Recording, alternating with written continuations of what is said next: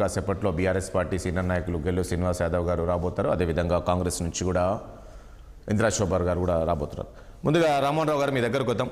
ముఖ్యంగా ఒక్కసారి మనం కేటీఆర్ అంశాన్నే చర్చిద్దాం. ముఖ్యంగా కేటీఆర్ ఈరోజు ఈడీ విచారణకు హాజరవబోతున్నారు. మనం చూసాం, గతంలో హైకోర్టుకు వెళ్ళారు, హైకోర్టులో ఆయనకు చుక్కెదురైంది. నిన్న సుప్రీంకోర్టుకు వెళ్ళారు, సుప్రీంకోర్టులో కూడా అదే పరిస్థితి. మేము ఈ హైకోర్టు ఆదేశాలను జోక్యం చేసుకోలేమని. సో ఈరోజు ఆయన విచారణకు వెళ్తున్నారు. విచారణ ఎదుర్కొని ఈరోజు విచారణ తర్వాత తిరిగి ఆయన ఇంటికి వచ్చే అవకాశం ఉందంటారా, లేక ఈడీ కూడా ఏమైనా అరెస్ట్ చేసే అవకాశం ఉందా? ఈ కేసును ఏ రకంగా చూస్తారు?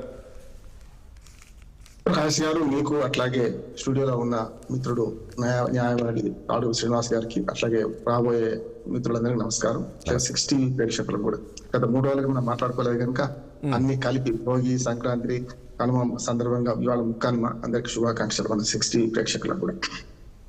మీరు అన్నట్టు ఇక్కడ జరిగింది ఏంటంటే ఈడీ విచారణకు పొమ్మని చెప్పలేదు. ఇక్కడ కొన్ని గమనించిన అన్ని పత్రికలు రకరకాలు రాస్తున్నాయి. ఒకటి ఏంటంటే విడ్రాయల్, మనకు dismissal as usual as withdrawal అని పెట్టి నేను కోర్టు తీర్పు చూశాను. అంటే కేవలం డిస్మిసల్ అండ్ యాజ్ విడ్రాయల్ అని చేసుకోమన్నారు కదా.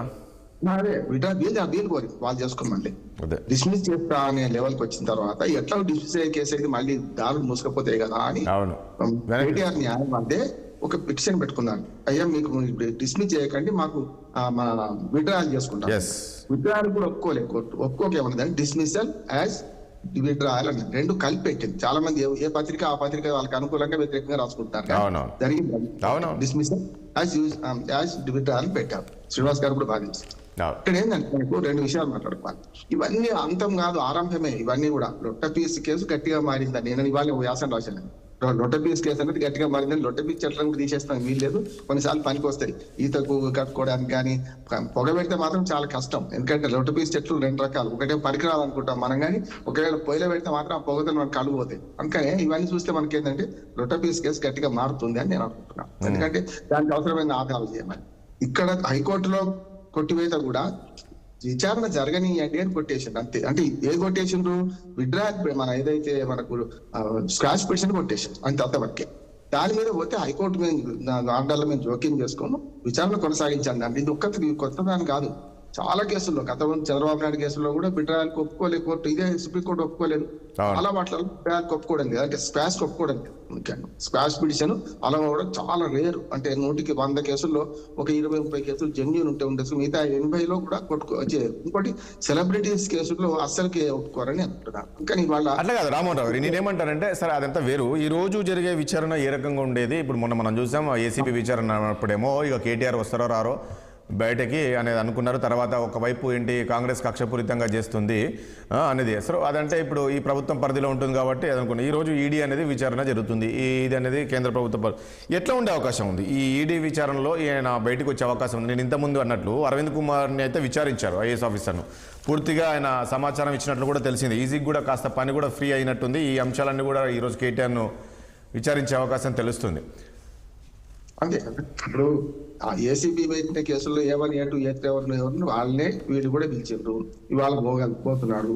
అరెస్టు గంట మాత్రం ఇంకా మెడ మీద కత్తిలాగా వేలాడుతూనే ఉంది. కేటీఆర్ మెడ మీద కత్తిలా వేలాడుతూనే ఉంది. దానికి ఏమంటున్నాడు, పోయిన తర్వాత ఇవాళ విచారణ జరుపుతారు, పంపిస్తారా లేకపోతే అరెస్ట్ చేస్తారు. గతంలో కూడా కవిత విషయంలో అదే జరిగింది కదా. 2 సార్లు తీసుకెళ్ళి విచారణ జరిపి విడిచిపెట్టిపోయిండ్రు. 3వ సారికి వచ్చినప్పుడు అందరూ ఊహించినట్టుగా అరెస్ట్ కూడా చేశారు. అందుకని ఇక్కడ ఈడీకి అరెస్ట్ చేసే అధికారాలు ఉన్నాయి. నిన్నటిదాకా మార్కండేయుడు కదా శివలింగానికి అవలించుకున్నట్టు మొన్నటిదాకా ఏసీబీ పోయినప్పుడు ఏమో హైకోర్టు జడ్జిమెంట్ రాలేదు.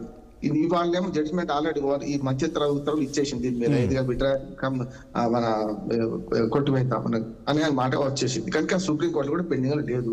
కనుక ఏదైనా జరగవచ్చు రాజేష్ గారు. ఎందుకంటే ఇవాళ పోంగిన తర్వాత విచారణ పెట్టి పంపుతారా లేకపోతే అక్కడి నుంచి అక్కడ జైలుకు పోతారా అనేది. ఇంకో ఈడీ కూడా ఒక వివరణ ఇచ్చింది. న్యాయవాదితో సహా హాజరవుతారని ఇప్పటి వరకు తెలపలేదు అన్నారు. కానీ న్యాయవాది తీసుకొని పోతారా లేదా అనేది ఇష్టం. ఇంకా న్యాయవాదితో హాజరు కావచ్చు అని చెప్పి ఏ కోర్టులు హైకోర్టు దేనిలో ఇచ్చింది? ఓన్లీ ఏసీబీకి మాత్రమే పరిమితం చేసి ఇచ్చింది. వీళ్ళు వేసుకోవాలి న్యాయవాదితో పోతా లేదా అనేది. రామారావు మళ్ళీ వస్తాను.